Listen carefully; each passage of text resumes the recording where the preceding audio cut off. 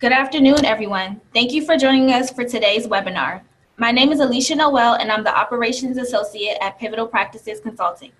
Pivotal Practices Consulting specializes in supporting leaders and fostering workplaces that promote positivity as well as productivity. Our collaborative, strengths-based, client-centric approach ensures that the solutions we deliver exceed expectations and support meaningful and lasting change.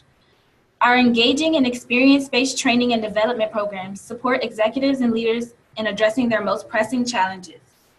Today, we are presenting Inclusion as the New Diversity, presented by Thelma Height Harris.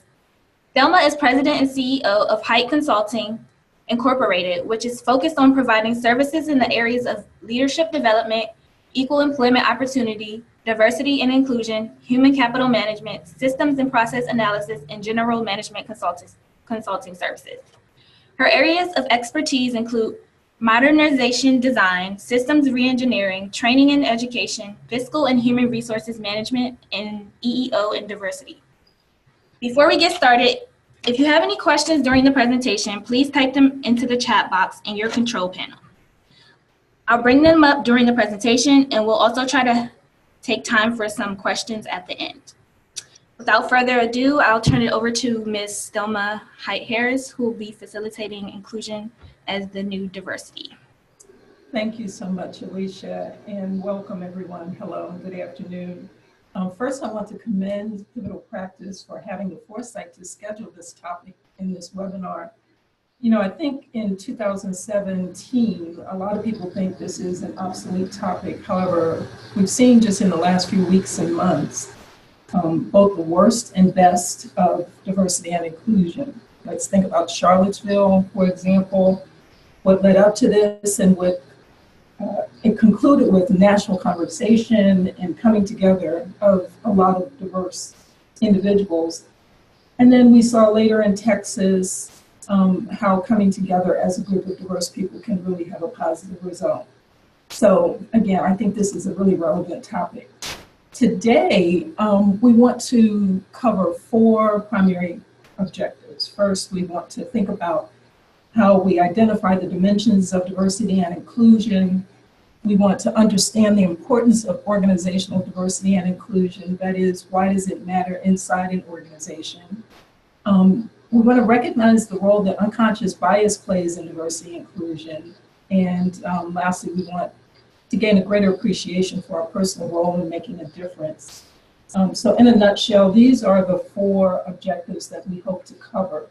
So why don't we just start with the dimensions of diversity and inclusion. But before I get started with the material, I'd really like to kind of gauge where you think we are on these 2 topics. And so Alicia, if you could launch the first poll, I have a question for you. Which of the following statements is true? And I'd like you to answer those questions. We're going to come back to this same question at the end of the material. So we're not going to really share my answer right now, and we'll see how things go at the end of the session.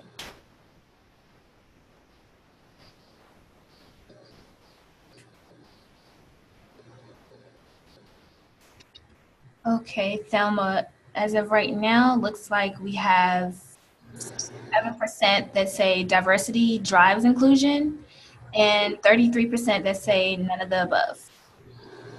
Oh, okay, interesting. That's great. Thank you for that.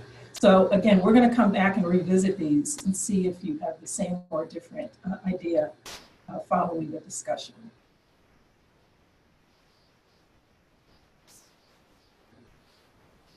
So let's jump right in. Diversity is really differences, similarities, and multiple perspectives. In very broad terms, I see diversity as any dimension that can be used to differentiate groups and people from one another. It really means respect for and appreciation of differences in things like ethnicity, gender, age, national origin, disability, sexual orientation, education, religion, and you may think of some others. Inclusion is really leveraging that diversity to achieve full participation and optimum performance. So inclusion is really a state of being valued, respected, supported, and involved. And if you think about diversity, it's relatively easy to measure. You could really take a head count. If you looked at this picture here, we could get a general idea of the diversity of the group. Of course, we need to caution ourselves not to misjudge people by the way they look, because we could be incorrect on that. Inclusion, on the other hand, is a little more complicated to measure because we're really talking about, as I said, sort of a state of being valued. So if we understand the narrative that goes along with inclusion and the data that goes along with diversity, we get a complete picture. It feels like diversity and inclusion promotes innovation and economic growth. And what I mean by that is by actively using diversity, we can better develop people and ideas and ensure continued growth.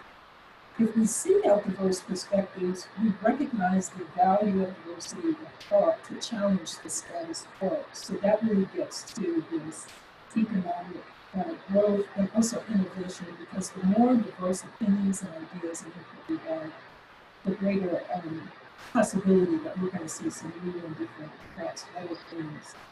Research actually shows, and I'm sure you're aware of this, that the best people are attracted to and really thrive better in inclusive environments. And I think Verna Myers really summed it up best when she said, diversity is being invited to the party, inclusivity is being asked to dance. So once we're in the party, we want to become actively involved and have an active role and participate.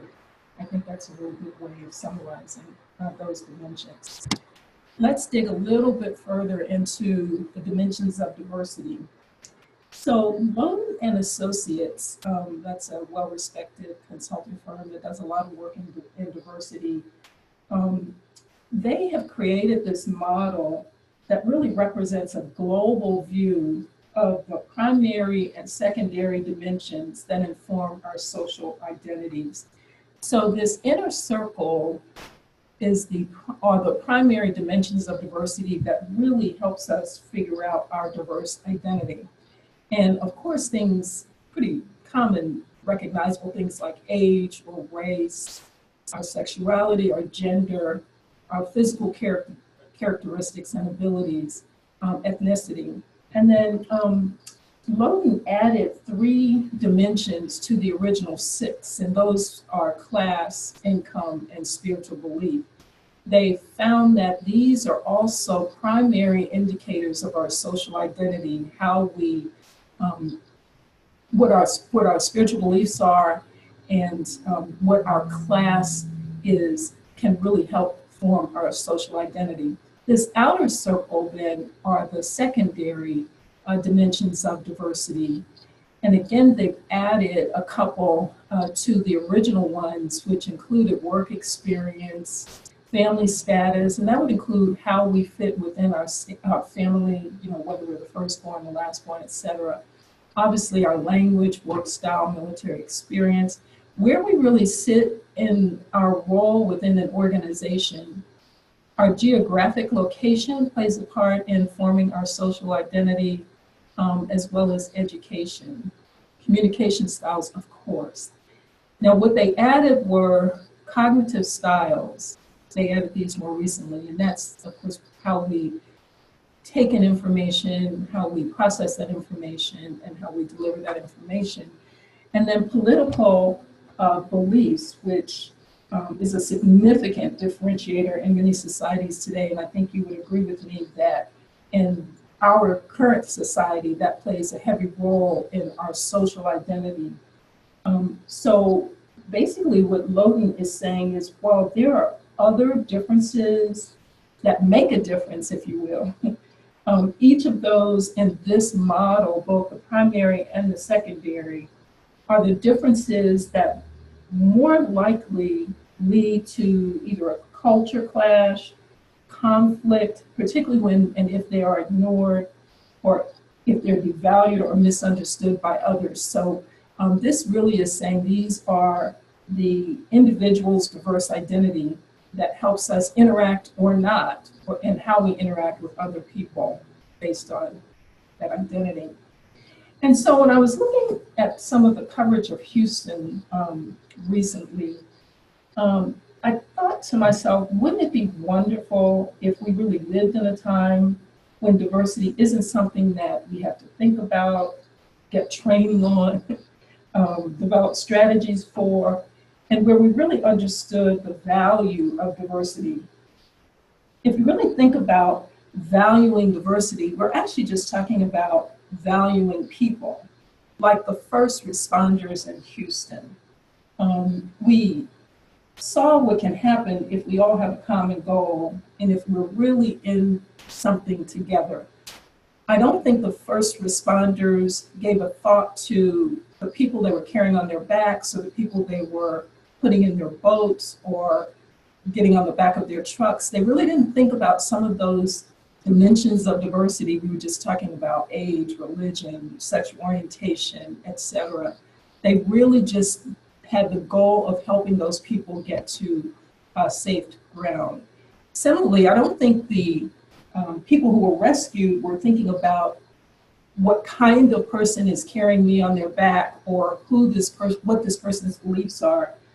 They really just were grateful that these people were helping them get to a safer place. So that's sort of my dream, my ideal state of diversity, where we really don't have to think about some of those dimensions, but that we're all working towards a common goal. So let's for a little bit talk about the importance of organizational diversity and inclusion. That is, why does it matter that we have inclusion and diversity inside an organization? And again, before I really cover some of this material, Alicia, I'd like you to, if you could, launch the next polling question about how workers experience discrimination. So the question is, how many workers report experiencing discrimination or unfair treatment at work? And please give us your answer.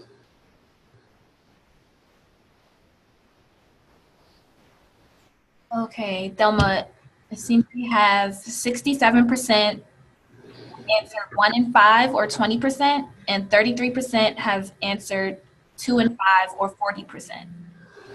Oh, okay, very interesting. Well, this is a question I saw in a fairly recent study using a cross-section of organization and a cross-section of individuals, and the answer that they came up with is what most of you felt, the 1 in 5 or 20%. And frankly, I think that might be a little low. Based on my experiences having managed an EEO diversity program inside the Internal Revenue Service in my past, I know, and part of my role was to manage the EEO complaints and grievances that came forward. And my sense is, and actually I know for a fact, a lot of people tend not to want to report unfair treatment or discrimination because of the concern for retaliation and reprisal. And if we have time, maybe not right now, but I'd be interested to know if you have that same feeling. Because more recently, in 2013, the Pew Research Organization did a study, and it was a study, again, a cross-section of organization, and they broke it down beyond the overall results. And they found, for example, about 14% of everybody felt some unfair treatment. But when it came to men, it was 10%, women was 18%, Blacks 20%, Hispanics 12%, and they had some other findings, even dealing with Generation X and Generation Y employees. So that 1 in 5 is a result that came from one study. But if we dig deeper into the organization, we might find something a little bit different, depending on the situation. So Cornell University has been doing a lot of study on the dimensions of organizational inclusion. We talk about diversity a little bit. And what they came up with were really 3 primary dimensions of inclusion inside an organization. Clearly, leaders have to be aware of dimensions of inclusion in all of their actions and processes. And in this depiction of inclusion, you can see that it's not just a state of mind, it can have some concrete results. So the first dimension that they came up with, Cornell University, is equity. And that's really sort of the foundation of fairness. And it really gets to the structure of most human resources or human capital systems. For example, recruitment and selection. We know that if we don't recruit from a diverse source of candidates, we're not going to get that. But even more important, once we get people inside an organization, we have to have a concept of inclusion to get them selected.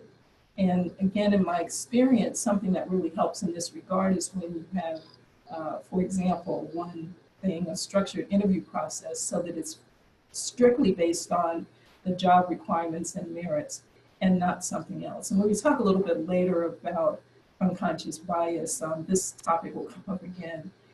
Also dealing with equity, when we think about career opportunity and representation, once again, we can recruit and select, but if we don't really have career advancement opportunities within an organization, we're not going to see that same inclusion throughout the different levels of the organization. It sort of goes without saying that non-discrimination and equity is important, and for most organizations, it's actually required that you have a policy dealing with that. When it comes to benefits policy and accommodation, I think that's maybe not something everybody would think about in terms of inclusion. But if we consider in today's world that people have very different needs, there are people coming back into the organization and perhaps don't need the same kind of benefits that they had before. There are people starting out their career in an organization and they might need something very different. And accommodation means more than just the traditional reasonable accommodation. Again, if you think about in today's work environment, we might have people who need particular seating accommodation. One of the things that I've noticed, I'm sure you've probably seen these ads as well, I really like the idea of the desks that can go from a sitting position to a standing position to allow people who really shouldn't be sitting, well, none of us probably should be sitting for long periods of time, but that would be an accommodation for somebody who really has an issue with that. And that all gets to the equity dimension of inclusion. And then the second one is on respect, and that's really dealing with the culture of inclusion.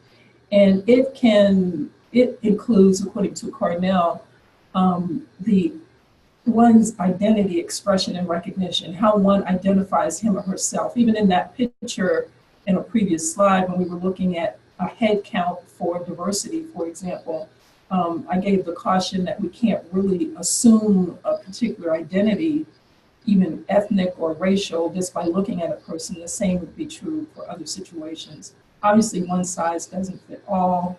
And then if we have a good policy of inclusion, we're going to really learn from diverse perspectives. The more different perspectives we have, we think the better the work will be. And then finally, Cornell's third dimension is of value, which really is dealing with inclusion through participation. And that would deal with things like work structure and processes, clearly communication and information sharing, and a formal and informal participation in decision making. Again, thinking about like going all the way back up to equity, recruitment and selection and career opportunities, we want to be able to communicate in a way that all people can have an opportunity to benefit from the communication. As we know, not everybody takes in communication or training, for example, in the same way. And then the more involvement, participation we can have in decision making, the better we think for, again, that innovation and economic prosperity inside an organization. Now, what Cornell did was to identify dimensions of inclusion in any organization. But the federal sector has also come up with these 6 dimensions of inclusion. And this is taken from the Federal Employee Viewpoint Survey, or FEVS. I know a couple of you at least are from the federal government and you are familiar with that. And this offers a quantitative way to measure organizational inclusion. In any effective organization, we think all of these need to be present, but in the federal sector, they're looking at fairness of rules and procedures clearly. You know, for example, if we're looking at the code of conduct and penalties, we want that to be objective and fair no matter who we're dealing with. Again, participation in decision making, as we talked about with the Cornell work. Information access and open communication, again, is key, the federal sector believes. Fairness of performance evaluations, and some might say it's really hard to not be fair with performance evaluations, but again, based on actual experience, it can have an adverse impact on certain segments if we're not careful. So we have to look at making sure that any performance evaluation is directly related to the work that's being performed, that it's objective and based strictly on merit. And then inclusive management and leadership. Once again, if we have people inside the organization, but they're not participating at the decision-making level, then we won't be as inclusive as we can be. And integration of differences is really dealing with the same that we've talked about with the Cornell study. We want to make sure that people are involved. It's, again, being able to dance after you're invited to the party. So why does this matter inside an organization or at all? There are so many benefits, and these are just a few. Diversity and inclusion is an engine for innovation and economic prosperity. We talk about that as a diversity dimension as well.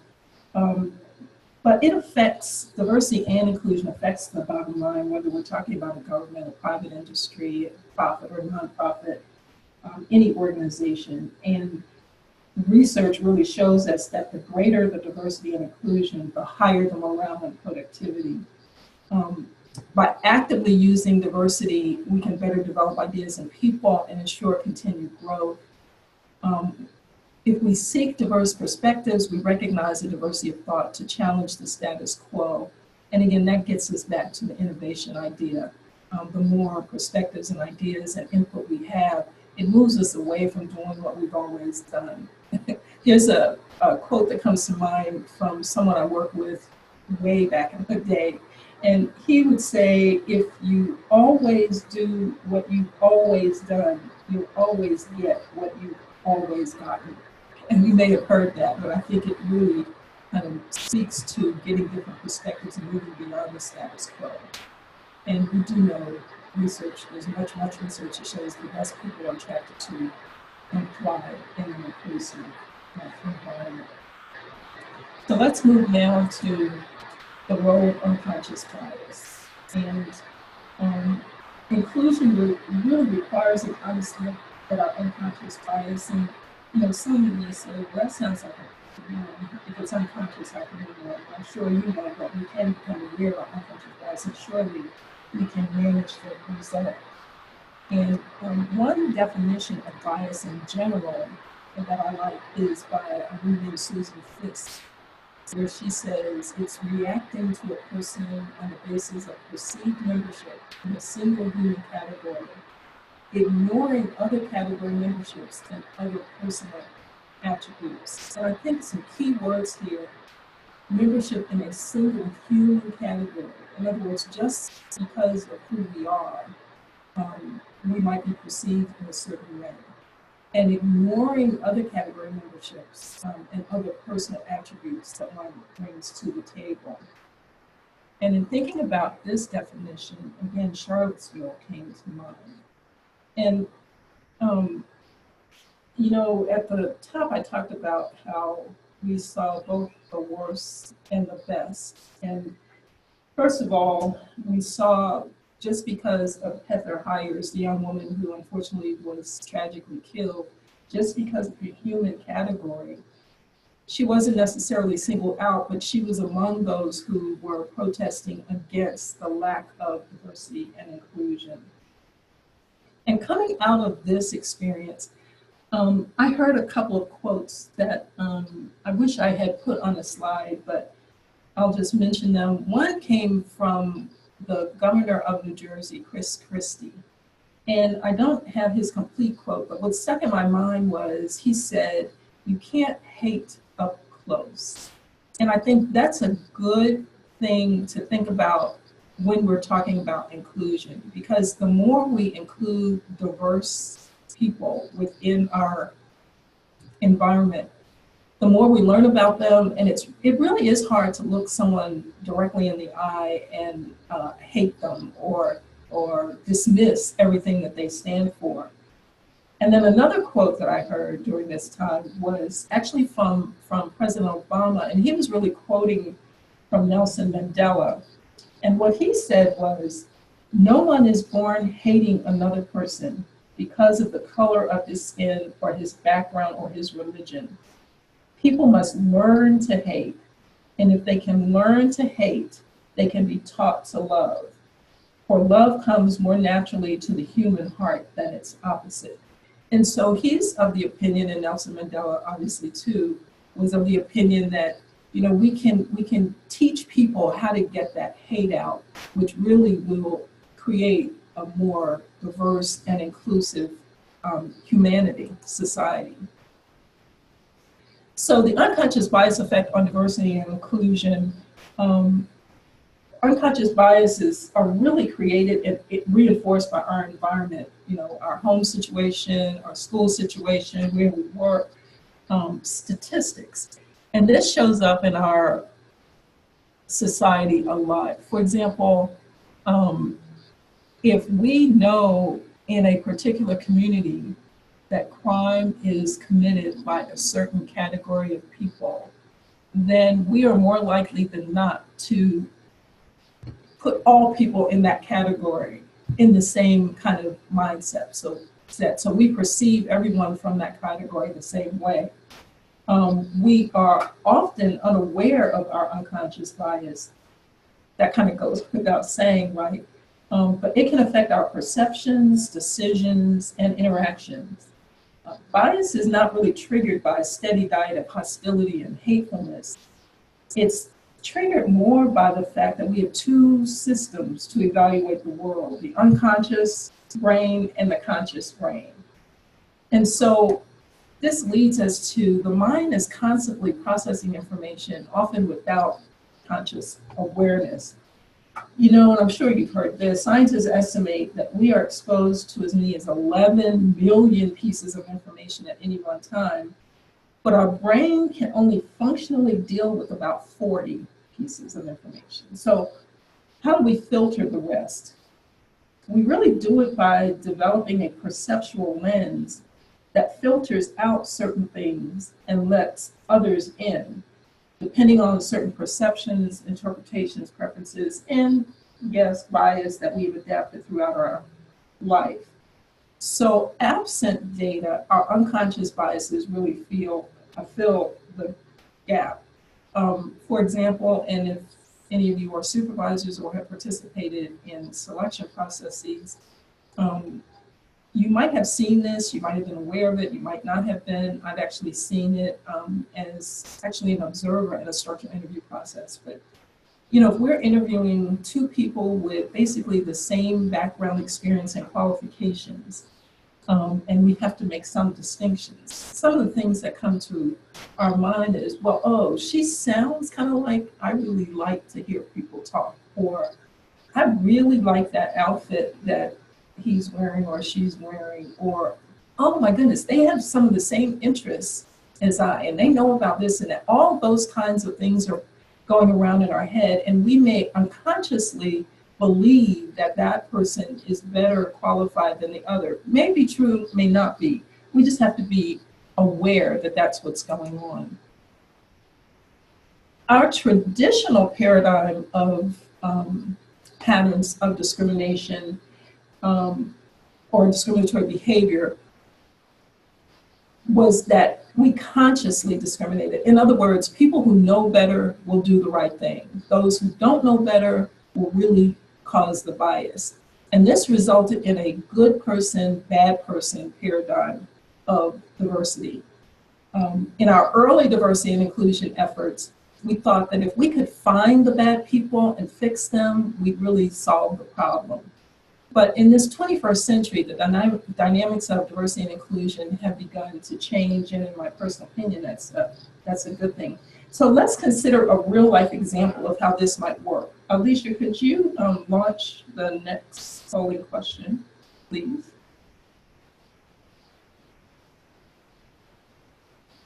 So in 2008, less than 15% of American men were over 6 feet tall. How many male CEOs do you think were over 6 feet tall at that time?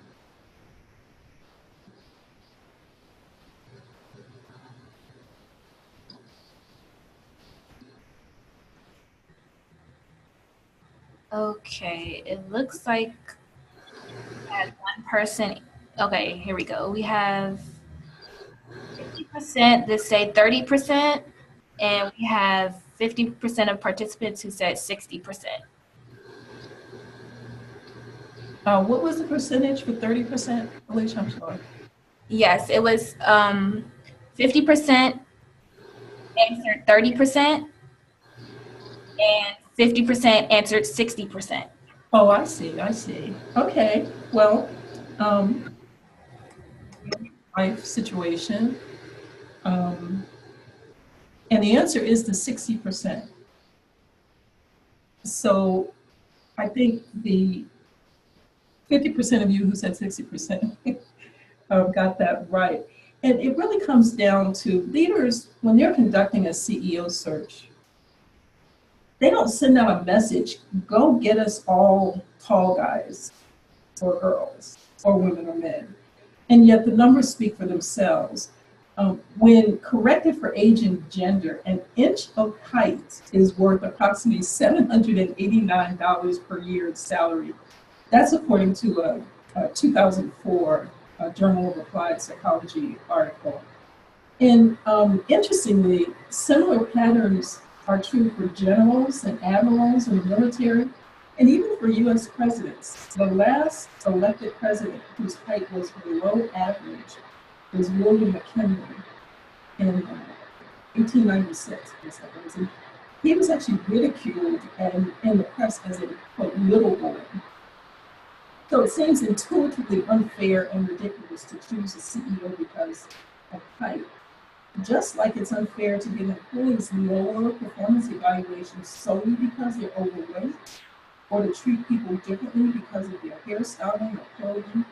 Yet all of these things happen regularly and are but a small sampling of hundreds of ways we make decisions every day in favor of one group and to the detriment of others without even realizing we're doing it. So thank you for participating in that little bit. So what do we do about all this? A few points on how we mitigate the effects of bias. First of all, we need to know our stuff. We need to be honest with ourselves. If we think very carefully about how we view the world, in particular how we view people in the world, I think we will come up with a realization that we really do have bias. All of us have some bias, both conscious and unconscious. And we shouldn't believe, therefore, everything that we think. So we need to ask ourselves if the evidence really supports our impressions. In that example that I stated about interviewing two people with fairly equally qualifications, if we really dig closer into the actual evidence, I believe we could come up with a more objective reason for selecting one over the other. And so when we are looking at evidence, we need to look for contrary evidence. What would take us away from what we're thinking to something else?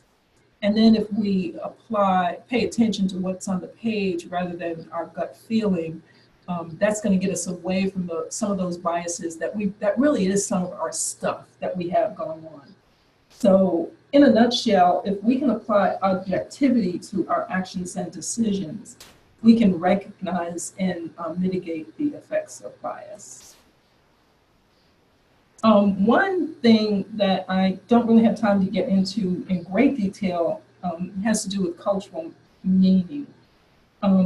there are thousands of studies that show that at this moment in time, if person A is white and person B is black, if person X is a woman and person Y is a man, they will be treated differently in American society for no other reason than their identities have a cultural meaning.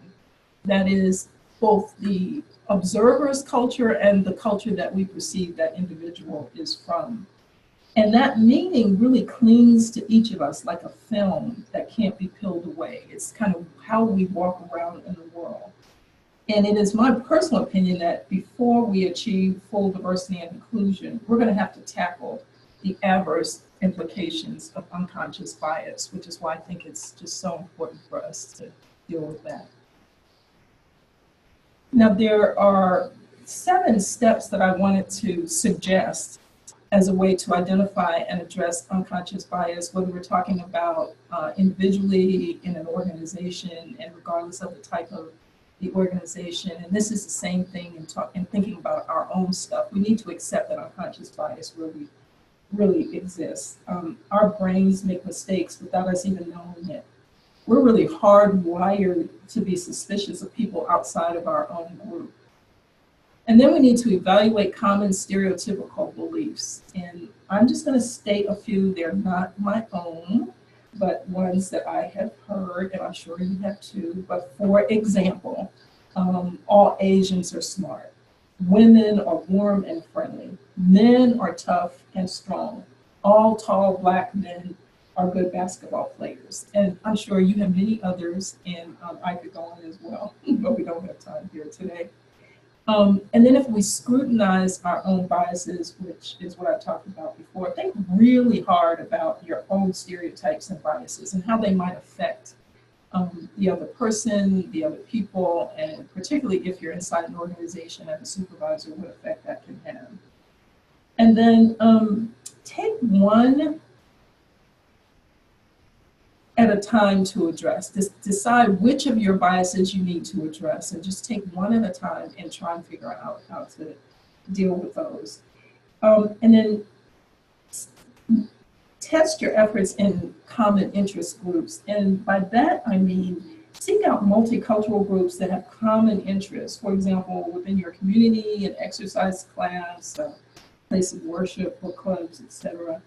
And just kind of observe how the dynamics are within that, but pay particular attention to what you are thinking versus what might actually be happening.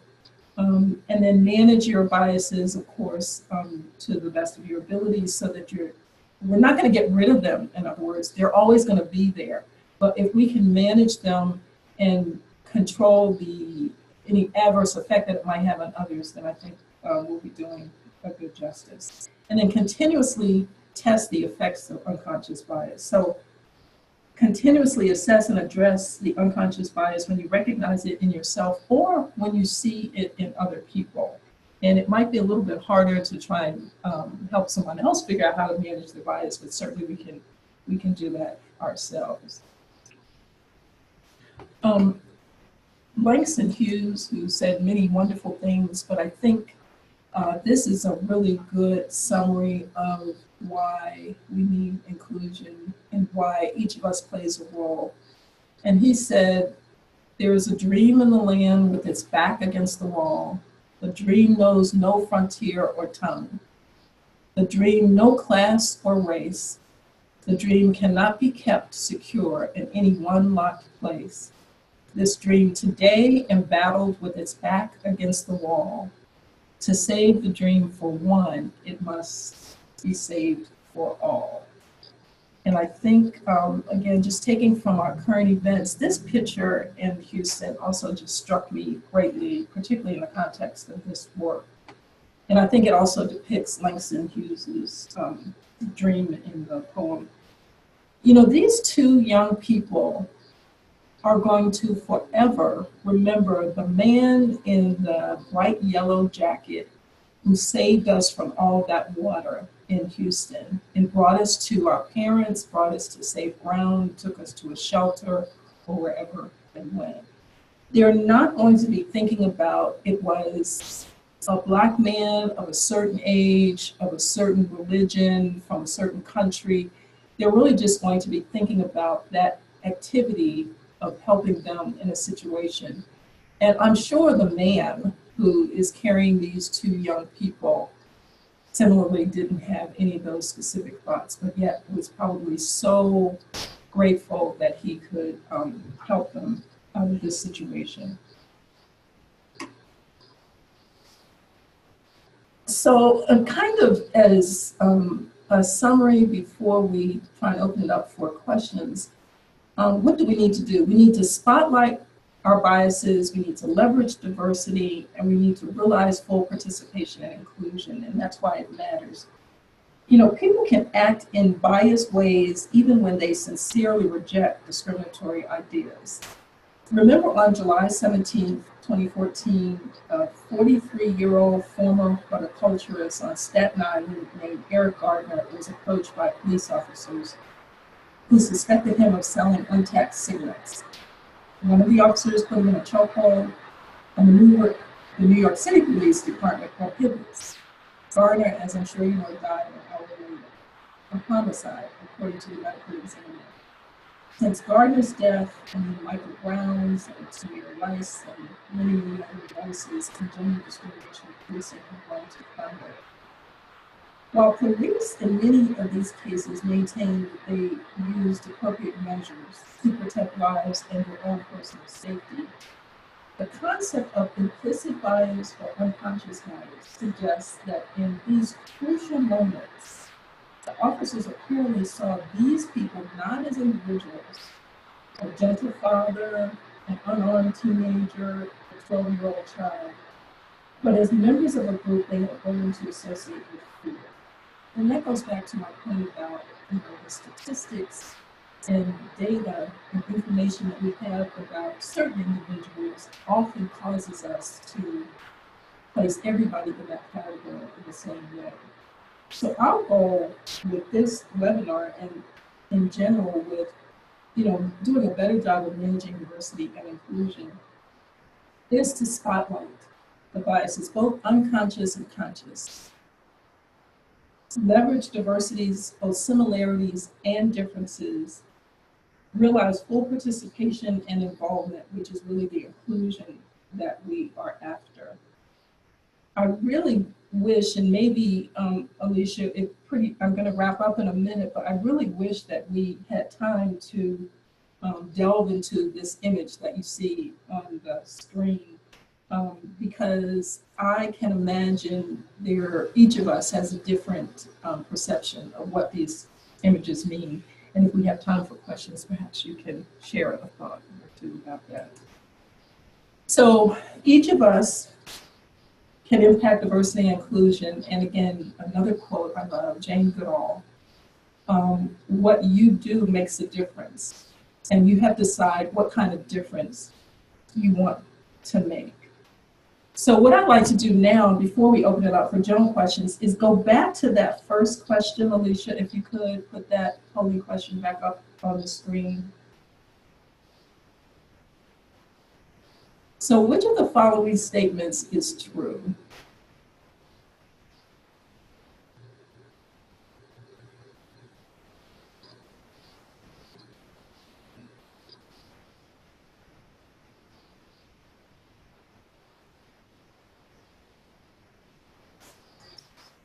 Okay, Thelma, let's give it a couple of more seconds.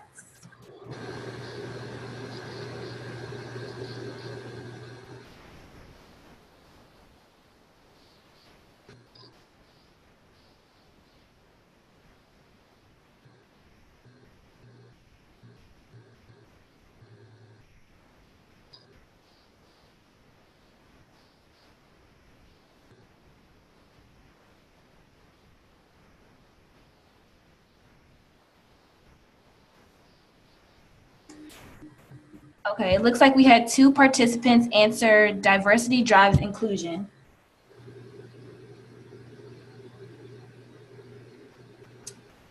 Okay, and do we have time to ask if those 2 people changed their mind since the beginning of the session?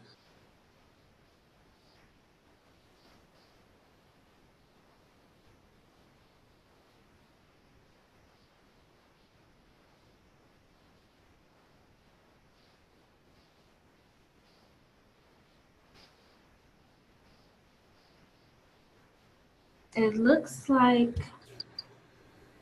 one of the one person who answered had the same answer at the beginning. Alicia, I think we might be having some technical difficulties. I didn't quite hear that, but let me share. The answer I provided to that question is none of the above. And I hope that as a result of going through this webinar, we can all agree that diversity and inclusion have different dimensions, but they're really intertwined, and we need to be inclusive in order to celebrate diversity.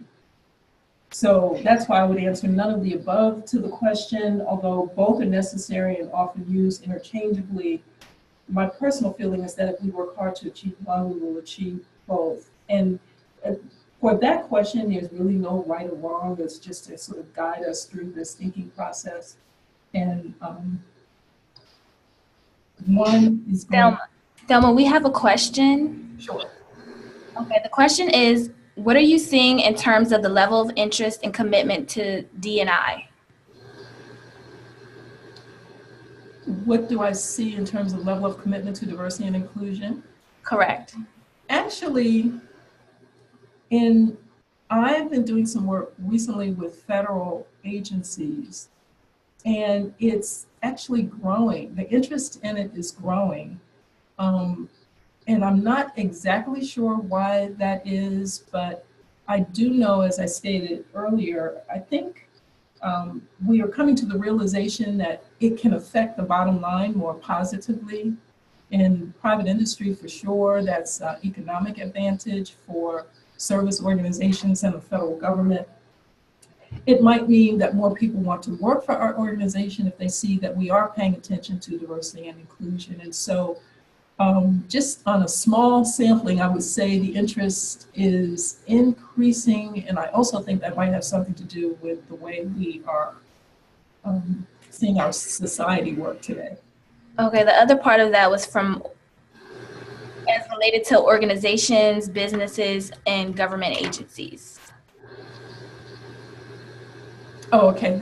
The second part of that same question. And that's what I was getting at. I mean, I think in private industry in particular, businesses are recognizing that to increase their bottom line profits, which they are really in business for, that if they want, particularly with millennials and others who care a lot about inclusiveness and diversity, that they're going to have to address this issue inside their organization. And with the federal government, I think, again, trying to make sure that they can meet goals and objectives that are set for them, but also to really enhance the ideas that are coming forward within an organization and having more innovation, because the world is changing, so those federal agencies realize they have to change as well.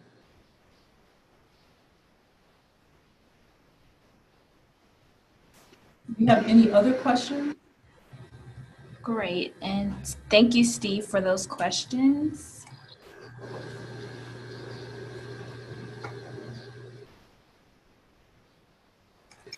Are there any other questions at this time?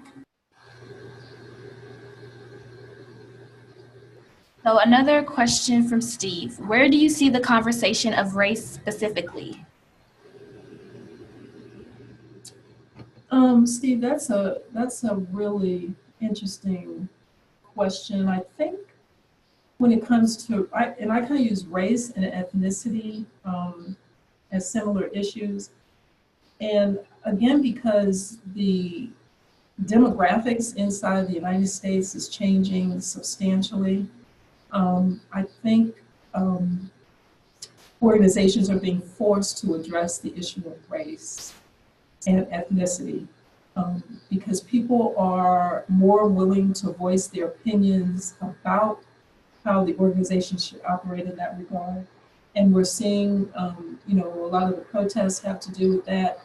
I think a lot of the current events that we've seen over the last weeks and months really has brought this whole issue back to the forefront in a greater way than maybe it would be if those incidents were not happening. So I would say the issue of race is,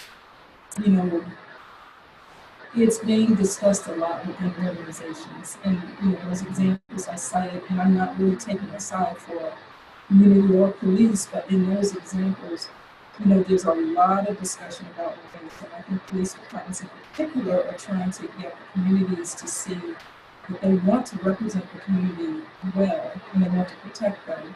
And so they've got to get behind what some of those perceived racial issues are. So I think these current events are really driving this discussion in a way that it might not be happening otherwise.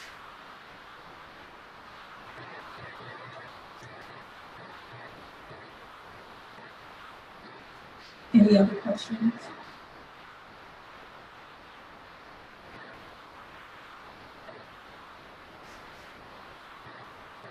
Okay, if there are no other questions, just to review, we wanted to identify the dimensions of diversity and inclusion, and we saw several models for that. We saw the Logan and Associates, we saw Cornell University, and we saw the FEES, the Federal Index, and dimensions that they use. Understand the importance of organizational diversity and inclusion, and we talked about how it really affects the bottom line, and it affects innovation and attractiveness for people coming into the organization. And we discussed how we can recognize the role that unconscious bias plays in diversity and inclusion. And there are many more examples that this webinar doesn't have the time to get into, but unconscious bias is really critically important in terms of how we operate, particularly inside organizations, but how we interact with people in our community and our families and so forth. And then we gave you a few ideas about your personal role in making a difference and some of the steps that you might be able to take to have a more positive effect on your role. So Alicia, if there are no other questions, I think that's what I have today. Let me again thank all of you who participated in the webinar. Thank you for the questions. Thank you for responding to our questions, and hopefully you gained a little better insight into what's happening with diversity and inclusion, and how inclusion is really the new diversity of today.